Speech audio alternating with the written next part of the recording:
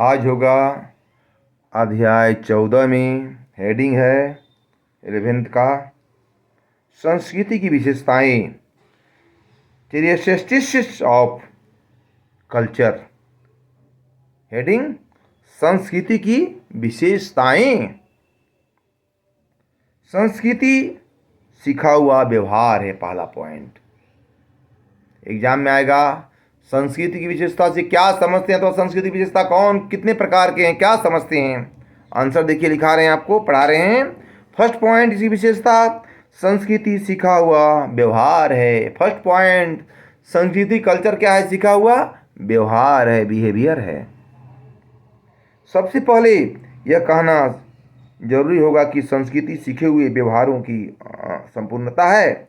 पशुओं के व्यवहार सीखे हुए नहीं होते, बल्कि वे किसी भी कार्य को एक जन्मजात प्रेरणा मूल वृत्ति से प्रभावित होकर करती है। इसीलिए पशुओं की कोई संस्कृति नहीं होती। मनुष्य अपने सभी व्यवहारों को दूसरे व्यक्तियों से सीखकर प्राप्त करता है।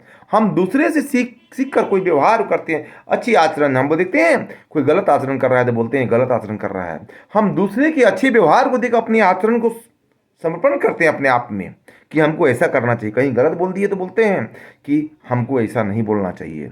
हम दूसरे हुए व्यवहार को सीखते हैं, तो संस्कृति सीखा हुआ क्या है? व्यवहार है, बिहेवियर है ना। पहला पॉइंट हो गया। अब दूसरा पॉइंट देखिए, संस्कृति भौतिक भी होती है और अभौतिक भी होती है। संस्कृति क्या होती है? भौतिक भी होती है, अभौतिक भी होती है। संस्कृति भौतिक और अभौतिक दोनों प्रकार की होती है। तीसरा पॉइंट है संस्कृति सामाजिक होती है। संस्कृति सामाजिक होती है, क्या समझे? क्या होती है? संस्कृति सामाजिक होती है। संस्कृति में समाज के सभी सदस्य भाग लेते हैं। संस्कृति किसी एक व्यक्ति की विशेषता अथवा एक व्यक्ति की संपत्ति न होकर पूरे समूह से समझ होती है।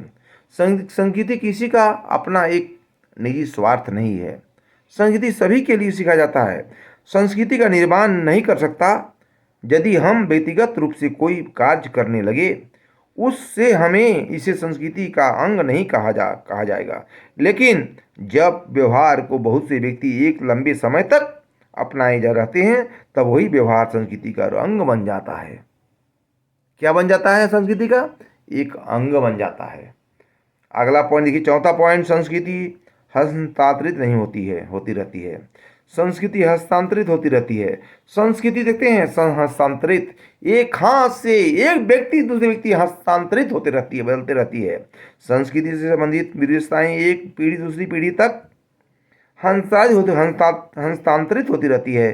प्रत्येक पीढ़ी सामाजिक विरासत के द्वारा अपनी सांस्कृतिक विशेषताओं को सीखती है और उसमें अपने भी अनुभव जोड़कर उसे आगामी पीढ़ी के लिए हस्तांतरित बांट देती है, हस्तांतरित करती है।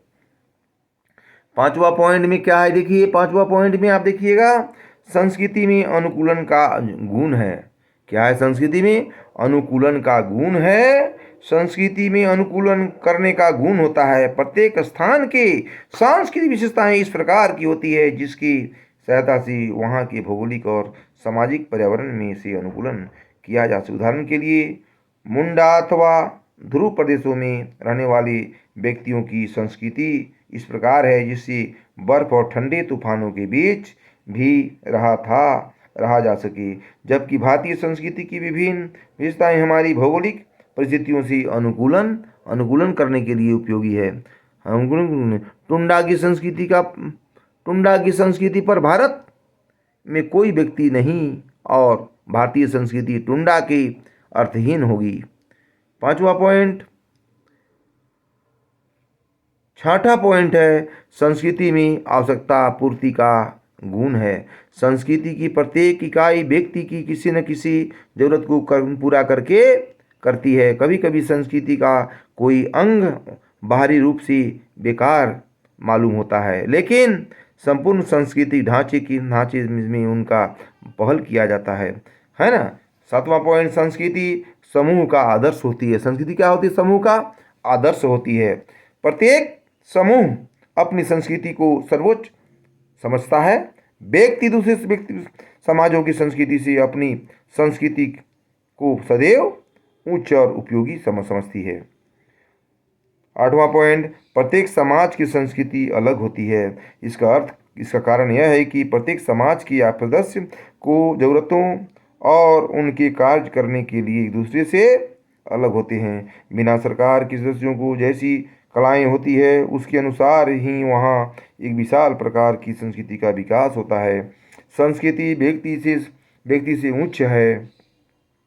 संस्कृति का निर्माण व्यक्ति के द्वारा होता है, लेकिन संस्कृति व्यक्ति से अधिक महत्वपूर्ण है।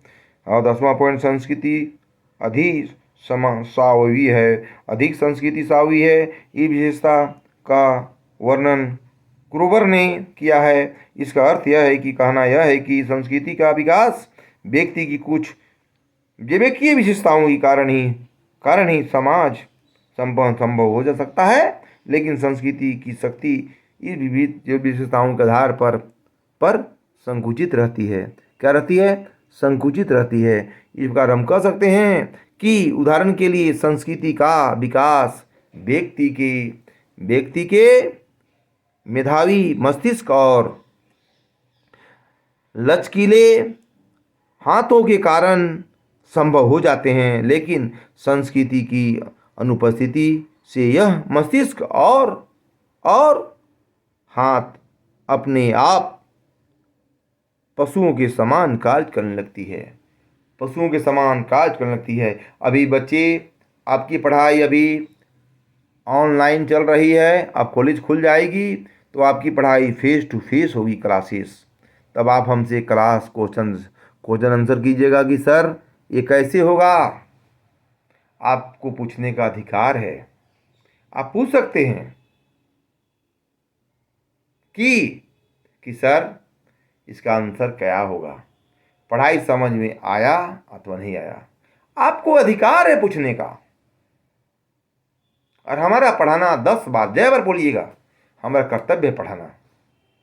तो अभी आपकी ऑनलाइन क्लासेस चल रही है, अब बाद में आप कॉलेज खुल जाएगी तो आप पूछ सकते हैं कि सर ये कैसे होगा। कल्चर क्या है? संस्कृति यह एक सीखा हुआ व्यवहार है दूसरे का। हम दूसरे देखते हैं, दूसरे का अच्छा गुण को हम अपने में संजोते हैं, व्यवहार अपने में समेटते हैं, ग्रहण करते हैं।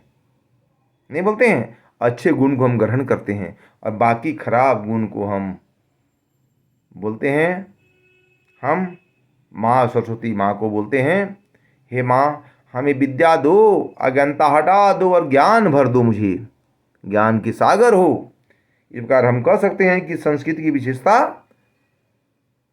क्या प्रकार के हैं? 10 प्रकार के हैं। एग्जाम में लिखिएगा संस्कृति कितने प्रकार के हैं। संस्कृति 10 प्रकार के हैं, लिखिएगा। हाँ।